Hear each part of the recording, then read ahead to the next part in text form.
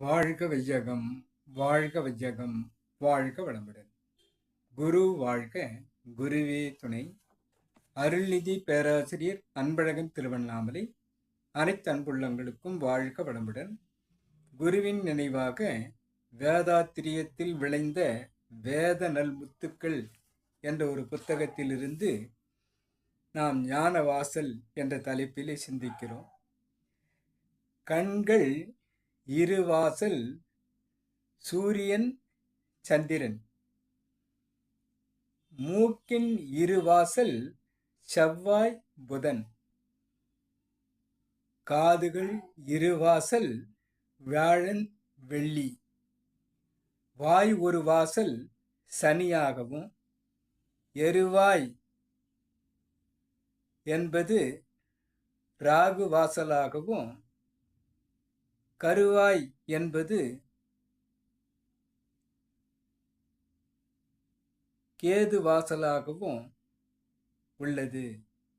இந்த வாசல்கள் அனைத்தையும் 9 வாசல்களாக நாம் பார்க்கிறோம். இதையும் தாண்டி மனிதனுள் 10வது வாசல் என்னும் சூட்சும வாசல் ஒன்று இருக்கிறது. அந்த வாசல் தெய்வீக அனுகிரகம் உள்ள வாசல். அந்த வாசல் இறைவன் குடியிருக்கும் வீட்டின் நுழைவாயில் என்று சொல்லலாம். இரவா நிலை அடைய விரும்புவர்கள் தேடும் ஞான வாசல் அதுவே என்று நாம் புரிந்து கொள்ளலாம். இதைத்தான் சித்தர்கள், யோகிகள், ரிஷிமுனிகள், குருமார்கள், அறிஞர் பெருமக்கள் அனைவரும் யோக சித்தி பெற நாடிச் சென்ற அந்த சூக்கும வாசல் ஞான வாசல். இந்த வாசலை அடைவதற்குத்தான் அனைவரும் பயணித்தார்கள் என்று பார்க்கிறோம். ஆக 10வது வாசலான அந்த சூக்கும வாசலை நாம் தெரிந்து கொள்ள குருவை பற்றி கொள்வோம். அகத்தவத்தில் பயணிப்போம். நாம் தூய்மை அடையும் போது அந்த தூய்மையான வாசலை, அந்த ஞான வாசலை நாம் பெற சாத்தியக்கூறு இருக்கிறது என்று கூறும் வேதாத்திரிய நல் முத்துக்கள்.